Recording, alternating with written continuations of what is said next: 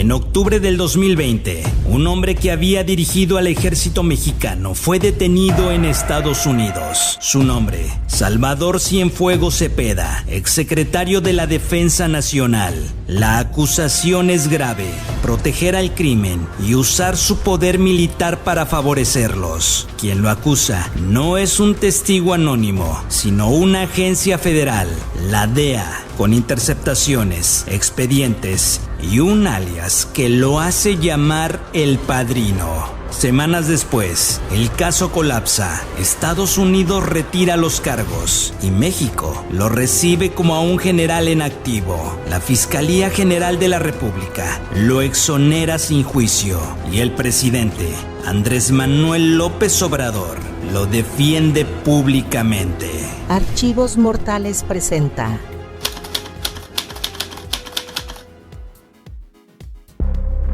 Salvador Cienfuegos Cepeda nació el 14 de junio de 1948 en la Ciudad de México. Ingresó al Heroico Colegio Militar en 1964, a los 16 años, iniciando una carrera estrictamente castrense. No tuvo vida política pública, no fue candidato, no fue mediático. Su ascenso ocurrió dentro del sistema cerrado del ejército mexicano, donde la lealtad, la disciplina y el silencio son reglas no escritas. Durante más de 45 años de servicio, ocupó cargos clave: oficialía de infantería, comandante de zonas y regiones militares, director del Colegio Militar, jefe del Estado Mayor y finalmente secretario de la Defensa Nacional. El 1 de diciembre del 2012, el presidente Enrique Peña Nieto lo nombra secretario de la Defensa Nacional. Ese nombramiento lo convierte en el militar con mayor poder en México.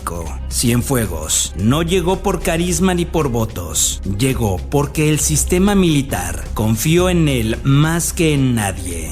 Cuando Cienfuegos asume la Sedena, México ya vive una crisis profunda de violencia. La llamada guerra contra el tráfico lleva 6 años activa. Miles de soldados estaban desplegados en tareas civiles y el ejército ya era actor central en seguridad pública. Entre el 2012 y el 2018, bajo su mando, se incrementaron los operativos militares, se fortaleció el papel del ejército en calles, puertos y aeropuertos, se consolidó la confianza presidencial absoluta en la cúpula militar. Cienfuegos tenía control operativo, mando territorial y acceso directo al presidente.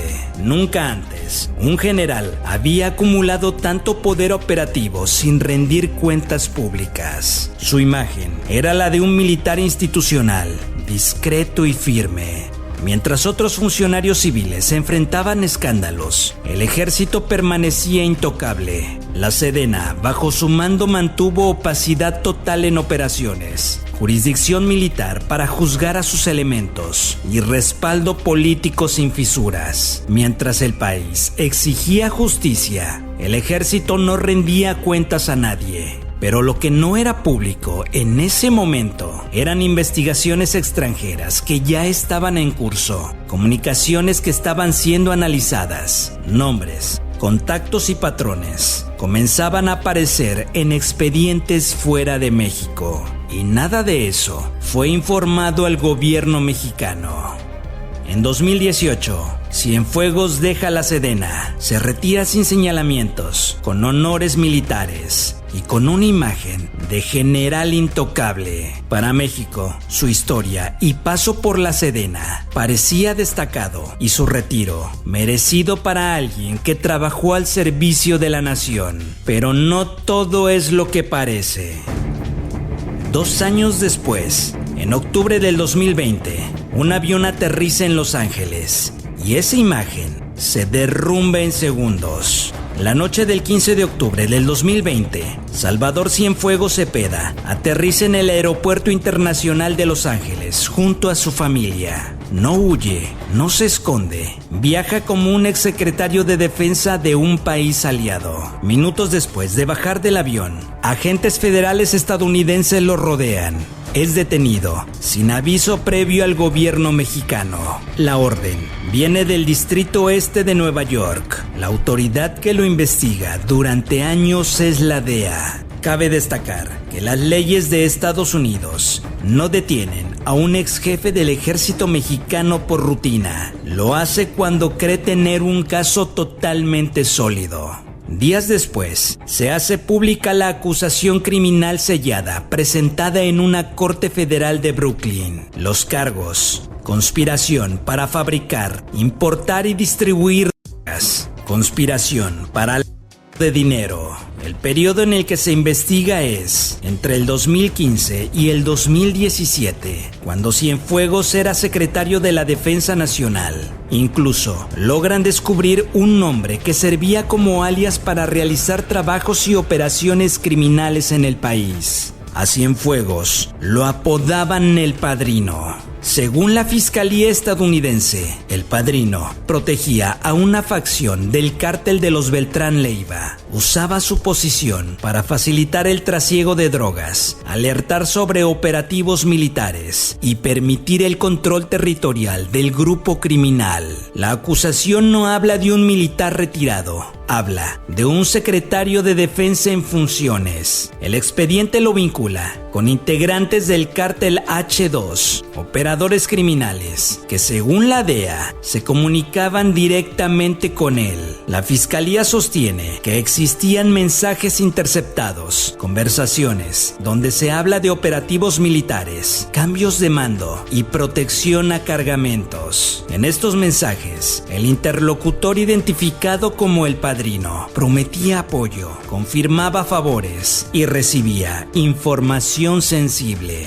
El 16 de octubre del 2020, Cienfuegos comparece ante una jueza federal de Los Ángeles. Su respuesta: se declara no culpable, niega todas las acusaciones. Su defensa afirma que los mensajes fueron mal interpretados, que el alias El Padrino no prueba ninguna identidad y que el caso tiene fallas de atribución. Mientras tanto, el gobierno mexicano no conocía el expediente. La detención toma por sorpresa a la Secretaría de la Defensa Nacional y se genera una crisis diplomática inmediata. El arresto de Salvador Cienfuegos provoca una reacción inmediata del gobierno mexicano, tensión directa entre México y Estados Unidos, indignación pública del presidente Andrés Manuel López Obrador, cierre de filas del ejército mexicano y un mensaje repetido desde Palacio Nacional: no se puede juzgar al ejército sin pruebas contundentes. El caso deja de ser judicial y se convierte en un problema de Estado. Estados Unidos sostiene que tiene un general vinculado al narco. México sostiene que no fue informado y defiende a su institución más poderosa. El expediente existe, las acusaciones están firmadas y el nombre de El Padrino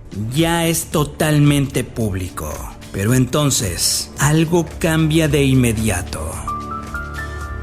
En noviembre del 2020, a menos de un mes de la detención, ocurre algo que casi nunca pasa en la justicia estadounidense. El Departamento de Justicia de Estados Unidos solicita formalmente a la Corte retirar los cargos contra Salvador Cienfuegos Cepeda, no por inocencia probada, no por un juicio ganado, sino por razones diplomáticas. La Fiscalía argumenta que México solicitó el caso. Se privilegian la relación bilateral y el general tendría que ser investigado en su propio país. Esto sonaba totalmente extraño, porque Estados Unidos no pierde casos de este tipo. El 17 de noviembre del 2020, el Departamento de Justicia presenta ante la Corte Federal de Brooklyn una moción oficial. Pide desestimar los cargos sin prejuicio. Reconoce que México solicitó la jurisdicción. Afirma que confía en que México investigará seriamente. La jueza acepta legalmente El proceso y los cargos no se niegan, pero el proceso se detiene. Aquí entra el nivel más alto del poder. Las gestiones se realizaron entre la Fiscalía General de la República, la Secretaría de Relaciones Exteriores, el Departamento de Justicia de Estados Unidos y autoridades del Ejecutivo mexicano. El presidente Andrés Manuel López Obrador reconoce públicamente que su gobierno solicitó la devolución del general, consideró el arresto una ofensa a la soberanía y exigió que el caso se resolviera en México. El 18 de noviembre del 2020, Cienfuegos es trasladado a México. No llega como un detenido común, no es esposado públicamente, no pisa un penal federal y es bien recibido por autoridades mexicanas. Formalmente queda a disposición de la Fiscalía General de la República, pero en los hechos no se dicta prisión preventiva, no se solicita una orden de aprehensión y no se anuncia imputación formal. Regresa acusado en Estados Unidos, pero libre en México. El compromiso oficial era claro: México investigará a fondo al general. La Fiscalía General de la República recibe el expediente estadounidense, las interceptaciones, las traducciones y los análisis de la DEA. El discurso público sostiene, y todo el mundo piensa, que ahora sí se sabrá la verdad, que no habrá impunidad y que se llegará hasta las últimas consecuencias. Y es aquí donde empieza a ocurrir lo que sucede en situaciones similares y con personajes que representan un riesgo político. No hay audiencias públicas, no hay imputación penal, no hay solicitud de pruebas adicionales. Y no hay citatorios a testigos. Todo se maneja en lo oscuro. Mientras tanto, el ejército cierra filas. El presidente insiste en que no hay pruebas sólidas y la narrativa empieza a cambiar. Cuando un caso entra al silencio institucional,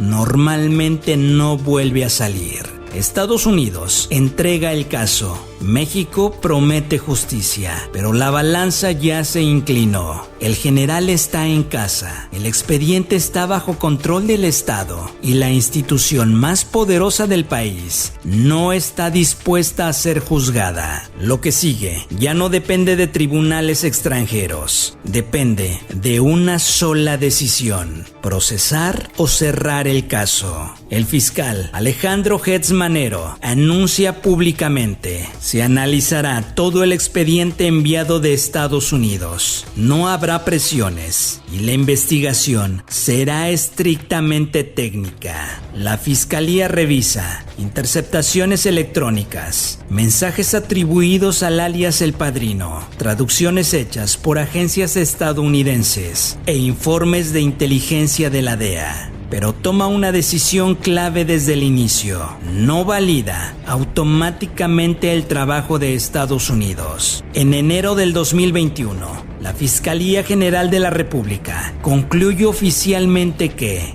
no se pudo acreditar la identidad del padrino. Los mensajes no prueban que Cienfuegos sea el emisor. No hay firma, voz ni imagen. La atribución es interpretativa, no directa. Argumentan errores en traducciones. La Fiscalía afirma que algunas traducciones alteran el sentido original. Otras usan lenguaje coloquial mal interpretado. Se sostiene que no se describen delitos, sino conversaciones ambiguas. Inexistencia de pruebas financieras. No hay cuentas, no hay transferencias, no hay bienes vinculados, no hay depósitos ni pagos rastreables. Y finalmente, no se acreditaron órdenes militares ilegales. No se demostró que se dieran instrucciones a tropas para proteger a cárteles, cancelar operativos o modificar despliegues por interés criminal. Y es así que para la Fiscalía todo el caso era mera suposición. El 14 de enero del 2021, la Fiscalía emite un comunicado oficial: no se ejercerá acción penal, se exonera totalmente a Salvador Cienfuegos Cepeda y el expediente queda totalmente cerrado y archivado. El comunicado afirma que las imputaciones carecen de sustento jurídico y probatorio. Ese mismo día, el presidente Andrés Manuel López Obrador respalda públicamente la decisión de la Fiscalía, defiende el honor del ejército y acusa a la DEA de actuar sin pruebas sólidas. Semanas después, el gobierno mexicano hace público el expediente completo enviado por Estados Unidos. Incluye mensajes, nombres y acusaciones. Esto provoca molestia del Departamento de Justicia de Estados Unidos, ruptura temporal de protocolos de cooperación, señalamientos de que México violó acuerdos de confidencialidad. Para muchos analistas, fue una forma de desacreditar públicamente el caso que había armado la DEA en contra de Cienfuegos. Después de la exoneración, Cienfuegos no volvió a ser citado, no enfrenta procesos administrativos, no pierde grados ni honores y no se le impone sanción alguna. El ejército lo respalda, guarda silencio y da el caso por concluido.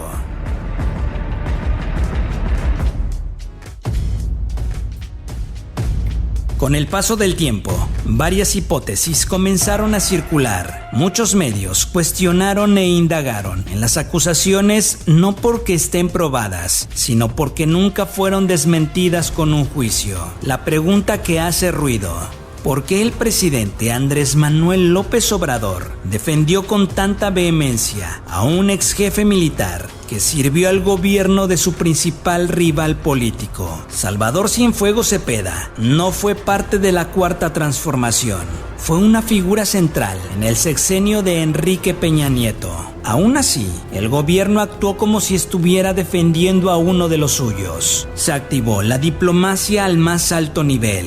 Se tensó la relación con Estados Unidos y se cerró el caso a toda velocidad. Muy extrañamente, se activaron todas las medidas solo para proteger a un hombre que ya no estaba en el poder, a menos que ese hombre conectara con demasiados hilos. Durante 6 años, como secretario de la Defensa, Cienfuegos tuvo acceso a operativos conjuntos con Estados Unidos, informes de inteligencia sensibles, pactos tácticos entre gobiernos, omisiones deliberadas y algo aún más delicado: ¿qué se permitió y qué se toleró? Si el proceso en Estados Unidos avanzaba, no habría control sobre lo que pudiera decir.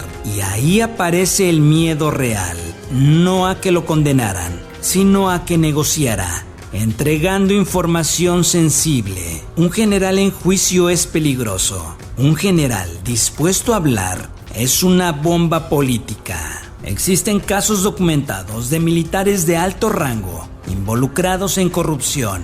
Uno de ellos, Eduardo León Trawitz, general encargado de la seguridad en Pemex, acusado de huachicol fiscal y protección a redes de robo de combustible, operó durante sexenios anteriores. El caso reveló colusión entre militares, funcionarios y empresas fachada. Después de la exoneración de Salvador Cienfuegos, ocurrió algo igual de revelador que la investigación express: el silencio absoluto del ejército. No hubo comunicados extensos, demandas contra Estados Unidos, conferencias técnicas y explicaciones públicas detalladas. Algunos analistas y periodistas de investigación cuestionan y suponen algunas teorías. Dentro de la lógica militar del poder, el caso Cienfuegos funcionó como una advertencia interna: el que hable cae, el que se salga del pacto queda solo, y el sistema protege mientras haya lealtad. Cienfuegos no habló públicamente, no concedió entrevistas, no denunció presiones y no acusó a nadie.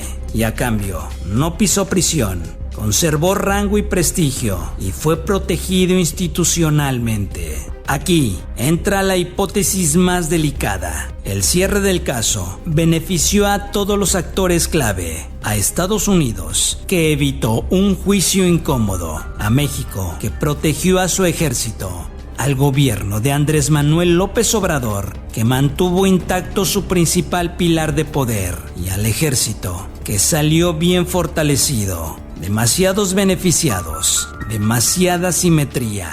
Esto no suele pasar sin acuerdos. Cuando todos ganan, la verdad suele ser lo primero que se sacrifica. El caso Cienfuegos dejó una regla no escrita. El ejército no juzga fuera, los expedientes se administran, los conflictos se niegan y la verdad se dosifica. No es una conspiración explícita, es una forma de gobernar. Tal vez nunca sabremos si el padrino existió. Tal vez nunca sabremos quién escribía esos mensajes. Pero sí sabemos esto: el caso no se resolvió en tribunales, se resolvió en despachos, se resolvió con llamadas y se resolvió con silencios. Y cuando la justicia se negocia, la verdad deja de importar. El nombre de Cienfuegos no quedará en la historia como el de un culpable, sino como el recordatorio de hasta dónde llega realmente el poder.